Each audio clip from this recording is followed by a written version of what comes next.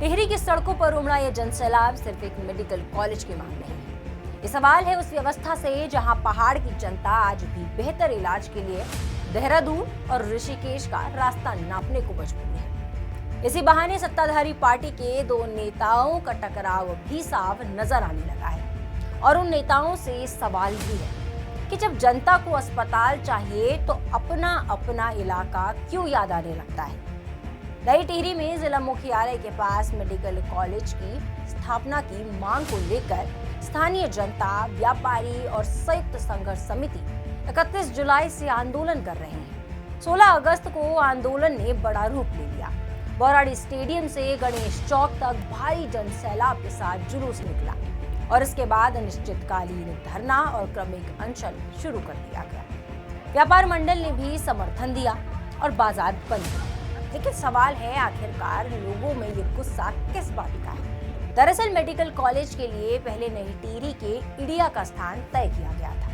टिहरी विधायक किशोर उपाध्याय इसे अपनी नाक की लड़ाई मान चुके हैं। ये सच है कि उपाध्याय ने इडिया में मेडिकल कॉलेज के लिए काफी प्रयास किए। सरकार ने स्वीकृति भी दे दी।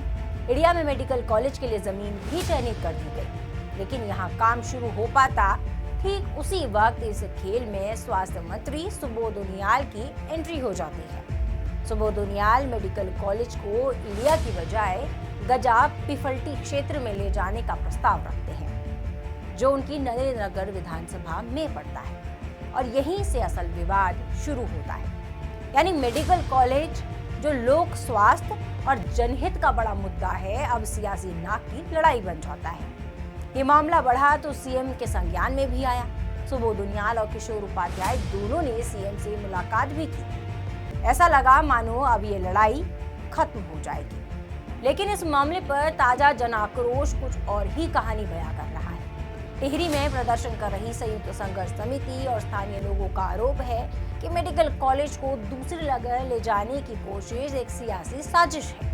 मेडिकल कॉलेज पर खींचातानी को 2027 के चुनावों के लिहाज से भी देखा जा रहा है। किशोर उपाध्याय हर हाल में चाहते हैं कि इडिया में ही कॉलेज बने ताकि वो अपना बड़ा चुनावी वादा पूरा कर सके। दूसरी तरफ मेडिकल कॉलेज को नरेंद्रनगर विधानसभा में शिफ्ट करने का शिगुफा छेड़कर सुबोध उनियाल भी ये संदेश देना चाहते हैं कि वह अपनी विधानसभा के लिए इतना तो कर ही सकते हैं।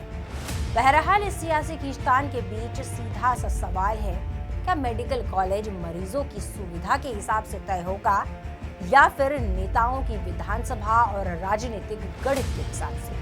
क्योंकि पहाड़ की जनता को अस्पताल चाहिए। उसे ये फर्क नहीं पड़ता कि अस्पताल किस नेता के क्षेत्र में बन रहा है। उसे फर्क पड़ता है कि मुसीबत की घड़ी में इलाज कितनी जल्दी मिलेगा।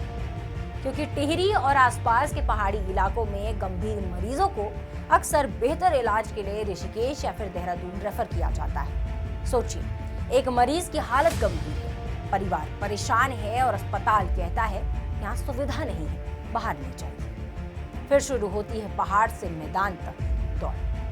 ऐसे में मेडिकल कॉलेज सिर्फ एक बिल्डिंग नहीं है, ये डॉक्टर, आईसीयू, विशेषज्ञ इलाज और हजारों लोगों के लिए समय पर मिलने वाली स्वास्थ्य सुविधा का सवाल है।